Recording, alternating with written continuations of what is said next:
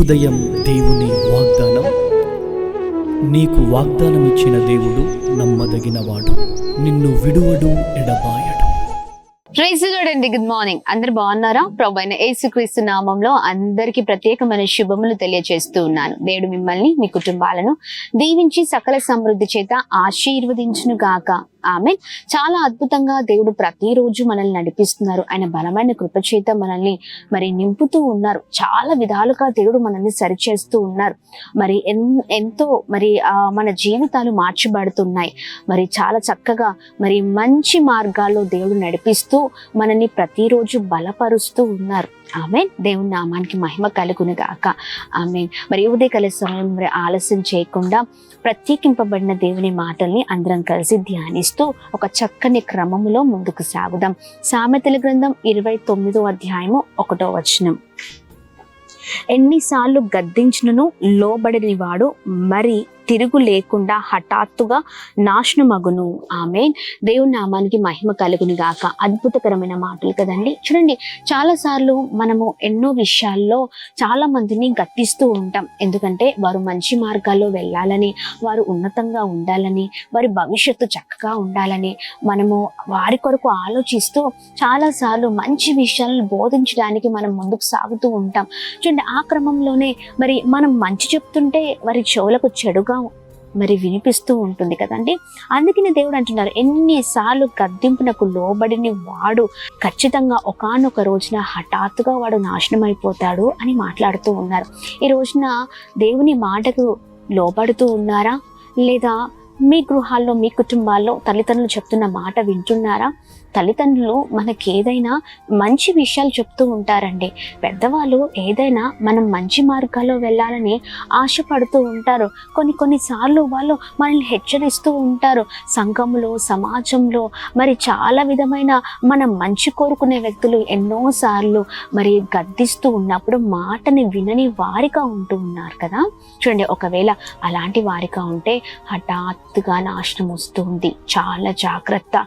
మంచి విషయాలను బోధిస్తున్నప్పుడు, మంచి విషయాలను మనకు నేర్పిస్తున్నప్పుడు చాలా జాగ్రత్తగా వినాలి, లోబడాలి. మాటకు లోబడిన వారు గొప్పవారు అవుతారు. ఖచ్చితంగా మంచి మార్గాల్లో నడుచుకున్న వారు గొప్ప స్థితిలో ఉంటారు. అందుకని చూడండి, మాట లోబడని వారు, గద్దింపునకు లోబడని వారు హఠాత్తుగా నాశనం అయిపోతారు. ప్రియ తమ్ముడా, ప్రియ చెల్లి, ప్రియ సహోదరి, ఒకవేళ భర్తగా నిన్ను ఎన్నోసార్లు నీ భర్త హెచ్చరించిన, గద్దించిన నువ్వు మాట వినట్లేదేమో, లేకపోతే భార్యగా నీ భర్తకి ఎన్నిసార్లు మంచి విషయాలు చెప్పినా లోబడలేకపోతున్నాడేమో, పిల్లలు లోబడలేకపోతున్నారు. చాలా జాగ్రత్త. ఈ రోజున మనము లోబడే వారిగా ఉండాలి. గద్దింపును వినేవారిగా రిసీవ్ చేసుకునే వారిగా ఉండాలి. మంచి ఎప్పుడు చేదుగా ఉంటుంది కదండి. చూడండి, మంచి చేదుగా ఉన్నా ఒకానొక రోజున అది మనల్ని సరైన మార్గంలో నడిపిస్తూ ఉంది. ఆమేన్. దేవుని నామానికి మహిమ కలుగును గాక. చాలా మంది పిల్లలు తల్లిదండ్రుల మాట వినట్లేదు, లక్ష్య పెట్టట్లేదు.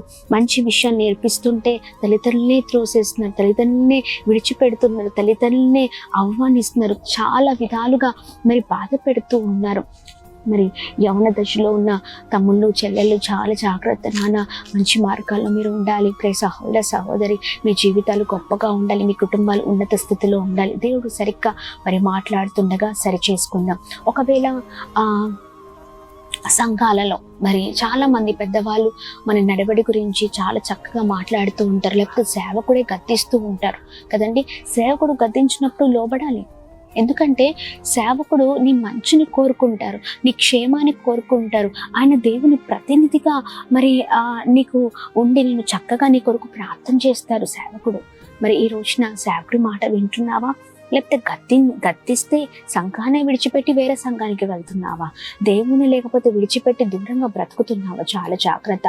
హఠాత్తుగా నాశనము వస్తుంది మన పైకి. అందుకనే నాశనము రాకముందే మాటను విడే వారిగా, గద్దింపునకు లోబడే వారిగా మనం ఉండాలి. ఈ సమయంలో మన చక్కనైన మార్గంలో మన జీవితము మరి మన బ్రతుకులు ఉండాలని ప్రార్థన చేస్తూ ముందుకు సాగుదాం.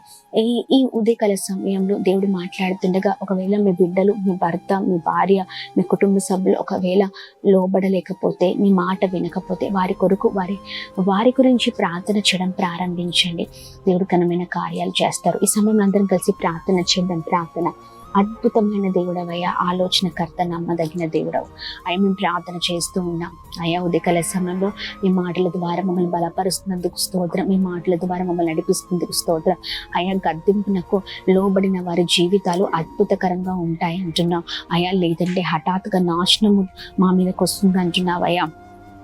ప్రతి దాంట్లో మీ మాటకు అయ్యా మేము లోబడే వారిమిగా అయ్యా, పెద్దవారి మాటకు లోబడే వారిమిగా అయ్యా, మా మంచి కోరుకునే వారి మాటకు లోబడే వారిమిగా మా జీవితాలు ఉంటుంది కాక అయ్యా. గద్దింపు అయ్యా, ఇదిగోండి గద్దించినప్పుడు అయ్యా, ఇదిగోండి మేము ఎటువంటి అయ్యా మా బలహీనతలతో మేము ముందుకు సాగకుండా లోబడ్డ కృప చూపించమని వేడుకున్న ప్రతి ఒక్క యవన తమ్ముడిని చలని చేతులకు అప్పగిస్తున్నాం. ప్రతి ఒక్క ప్రభా సహోదరుని చేతులకు అప్పగిస్తున్నాం అయ్యా. ఇదిగోండి వారు ఎవరు కూడా ప్రభా నాశనం అవ్వకుండా అయ్యా మీరే మంచి నడవడిలో నడిపించమని వేడుకున్నాం. ఉదయకాల సమయంలో ఎంతమంది మీ మాటలు వింటున్నారో వారు సరిచేయబడదురు కాక, వారు గొప్పవారగుని కాక, గొప్ప స్థితిలో ఉండుని కాక, ప్రతి ఆటంకాలపైన విజయం, మంచి ఆరోగ్యం, క్షేమాన్ని కలగ చేయండి. ఎవరైతే అనారోగ్యంతో ఉన్నారో మంచి ఆరోగ్యం కలుగుని కాక అని ప్రార్థిస్తున్నాం. అలాగే ఉదయకాల సమయంలో birthdays, marriage days, special event celebrate చేసుకున్న వారందరి పట్ల మీ దయ, మీ కృప, మీ కనికరం మెండుగా కుమ్మరిస్తూ బ్లెస్ చేయమని యేసు నామములో అడుగుతున్నాం తండ్రి.